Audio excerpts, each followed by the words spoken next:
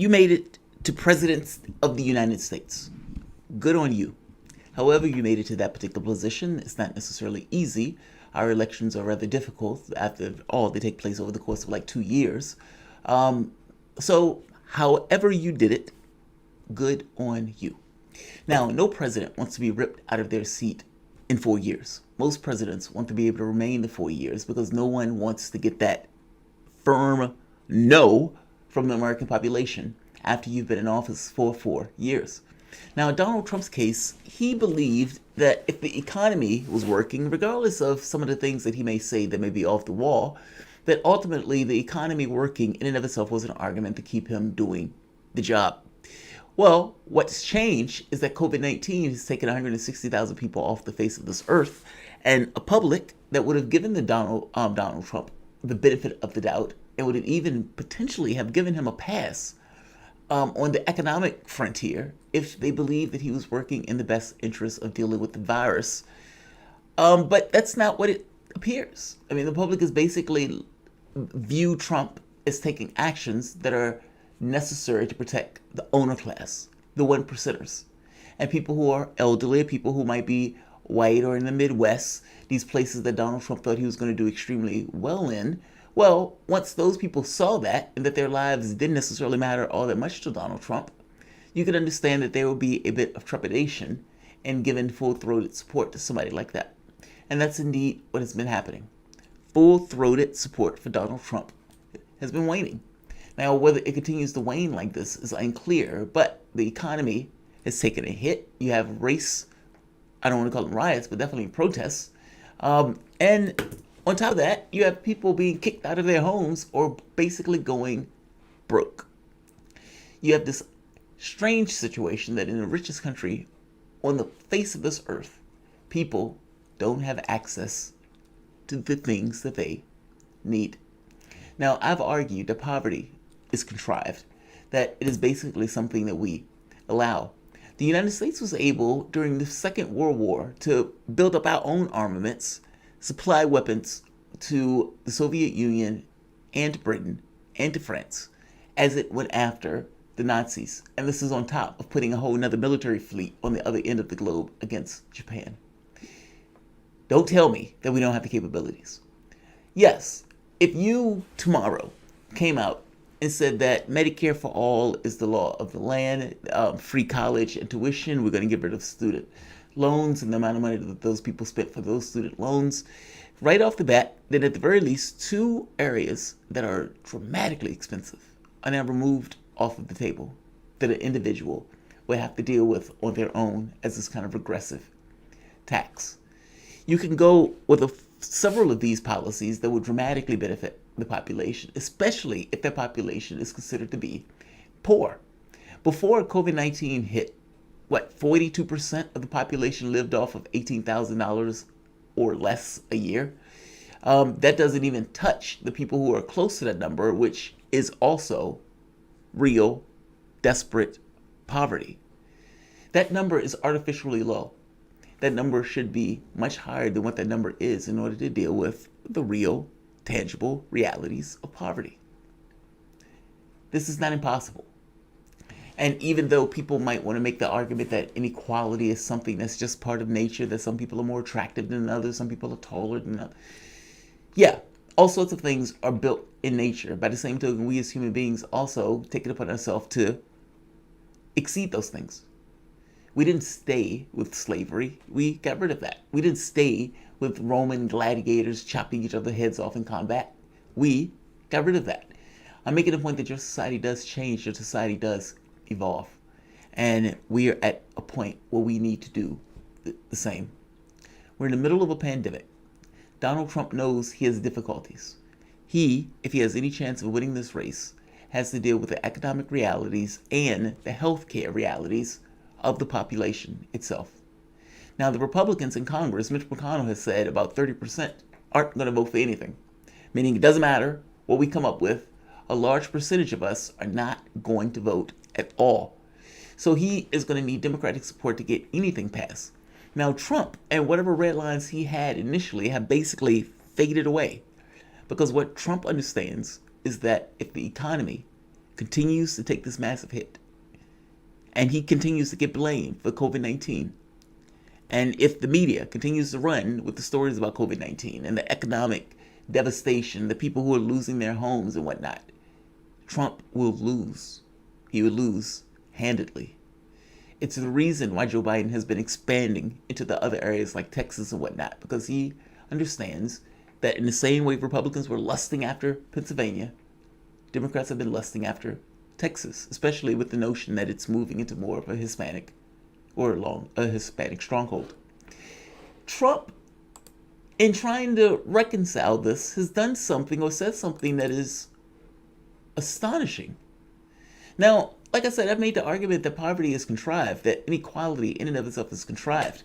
If you and your society said, we're going to make Medicare for all the law of the land, we're going to allow people to go to school, you will get a run on those hospitals as people ensure and get their health care kind of caught up over all those years where it wasn't necessarily there before.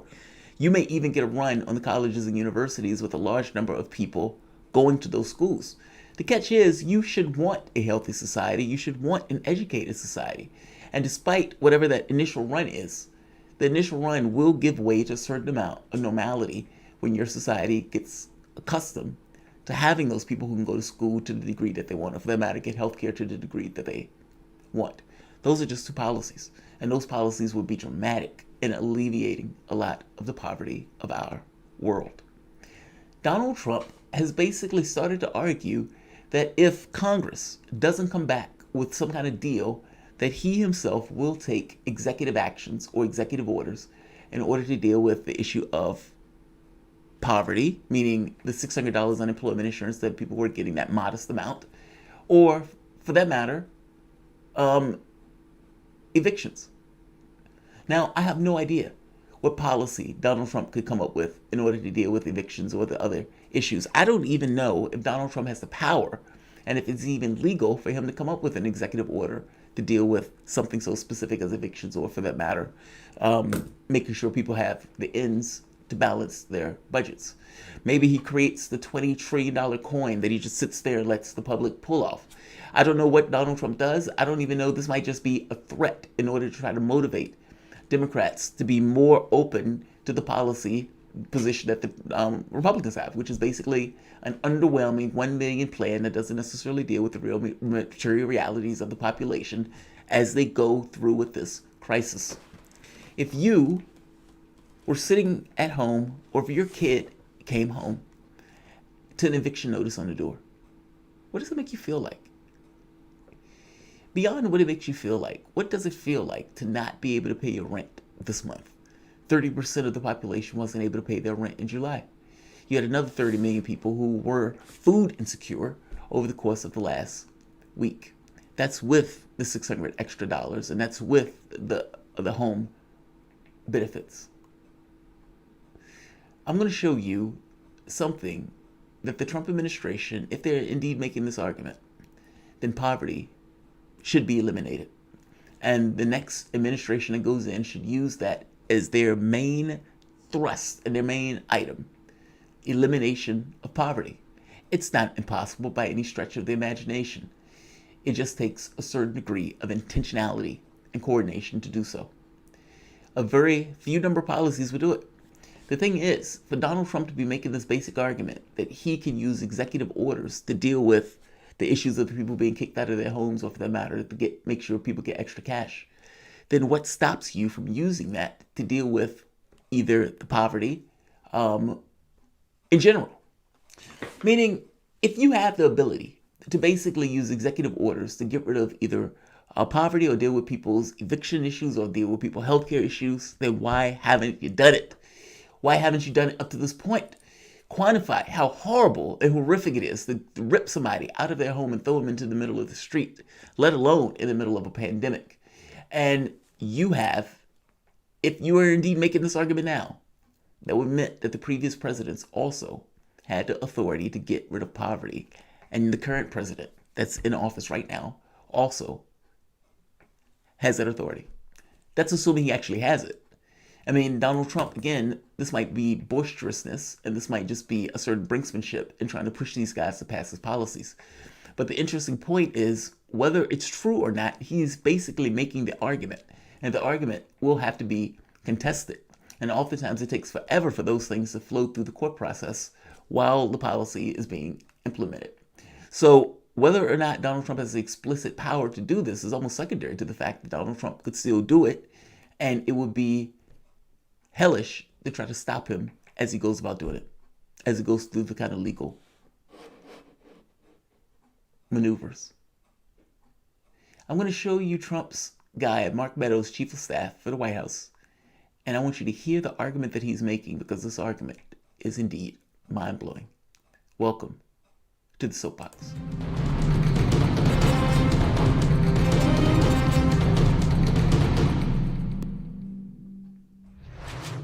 My name is Jamarl Thomas. This is the Progressive Soapbox. Guys, if you dig this content, please like, share, and subscribe. You can always support this content through PayPal or Patreon. So let's get to this. Wolf Blitzer is interviewing Mark Meadows. Listen to what Meadows says. Now, keep in mind, the deal has already expired. 50%, nearly 50% of the population was poor or swimming near poverty before this happened. You had another group of the population that was basically barely making ends meet, that was already food insecure before any of this happened. COVID-19 has also brought up racial disparities where African Americans and Hispanics are dying 3 or 5 to 1, depending upon where you are, not to mention a higher rate of infections and a higher rate of issues that are associated with the virus as it moves on. Meaning, even when people get well, oftentimes they have symptoms that linger. That means medical bills that also linger. Now, is your country going to ensure that the basic welfare for the population is provided for? Now, Democrats, that answer is no. Even though that bill is $3 trillion, that bill doesn't even have Medicare for all in the middle of a pandemic. So the catch becomes, what does Donald Trump do? Listen to Meadows answer what Trump is thinking about. You said earlier that if there's not a deal with the Democrats by Friday, there won't be a deal at all. Are you really willing to tell millions of Americans who are struggling right now that there won't be a deal and they will either not be able to pay the rent, they'll be homeless, or they'll be forced to look for food and go to places simply to get free food? Well, certainly the president has been very clear on that particular issue, Wolf, and he has really charged not just Secretary Mnuchin and myself, but all Republicans to come to the table and stay engaged. But what I'm saying is by Friday, if we haven't made significant progress and we're just too far apart, the president is prepared to take an executive action on those 2 items that you're talking about, making sure that eviction protection is done. He will do that through executive action, making sure that those enhanced unemployment payments that stopped because Democrats refused to say yes just a few days ago. He will do executive actions and take executive actions to actually address those 2 areas to make sure that at least what he can do is take action because Congress won't. Does he have the authority to do that with an executive action, with simply writing his signature? Well, we've been looking very closely at that with legal counsel and getting opinions on that. And because of some of the flexibility we have from the previous CARES Act, as well as the executive privilege that the president enjoys broadly, we believe that we can address those 2 things. He will address those 2 things. So the good news for your viewers is if Congress can't get it done, the president of the United States will. That's mind-blowing.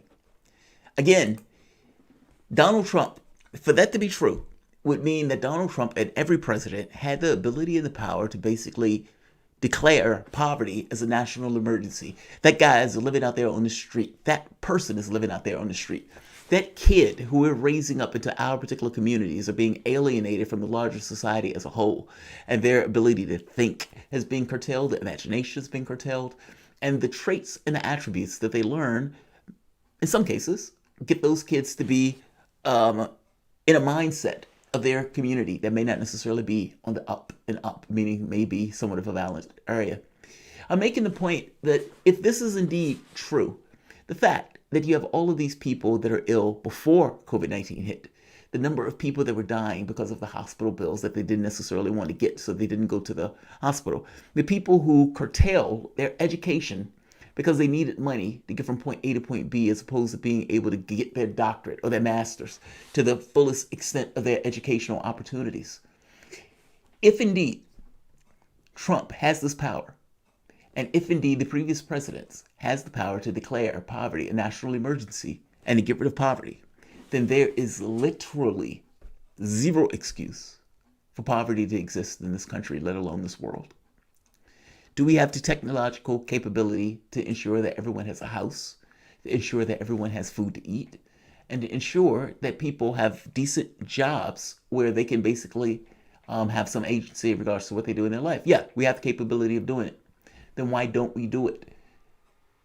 The rich would prefer to pay the poor to police the other poor.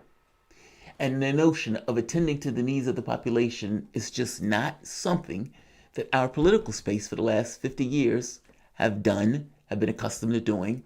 And, at this point now where you actually need them to do real things and do a decent job, you have this.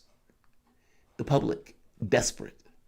A large percentage, about a fifth, being poor even before this hit. And keep in mind, again, the poverty numbers are so low and contrived to make that number seem lower than what that number actually is. Get rid of poverty.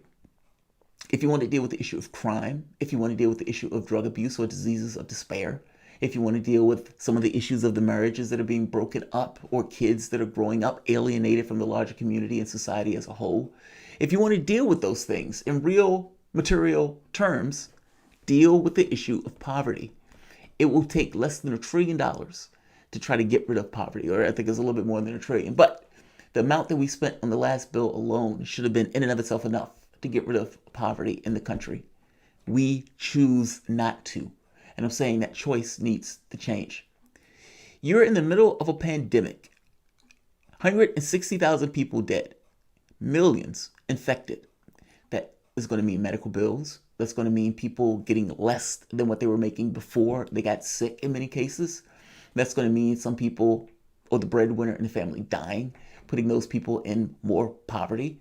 You can have another situation where people who had a certain amount that they were earning or that they were pulling in, especially with the extra money that was given to by Congress, that money goes up in smoke.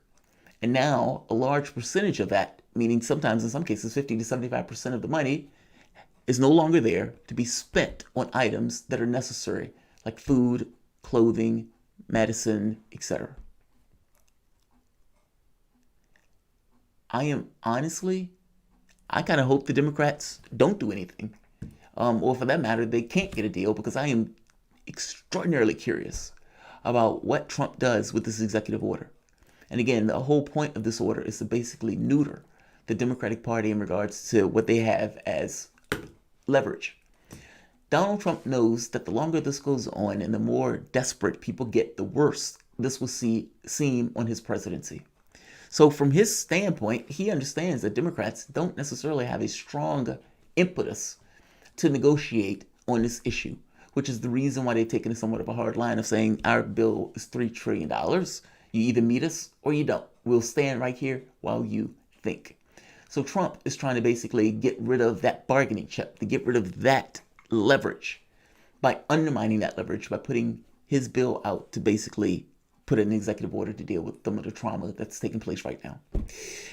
I've never seen this. I think that's utterly fascinating to me, that a president was going to use executive authority to deal with evictions and deal with other issues of poverty. And yet, COVID-19 has ended up in weird places. On this point, I would say the Democrats shouldn't get too cocky. Just because right now you have a situation where Donald Trump seems to be losing this race, it doesn't necessarily mean that it would be that way in perpetuity and forever. If Donald Trump is able to pull out some actually good policy positions going into the final months of the race, you could see a change in the dynamic and the tenor of the race. But that entirely, strangely enough, depends less on Joe Biden and more on Donald Trump. Like, share, and of course, subscribe. Thanks all.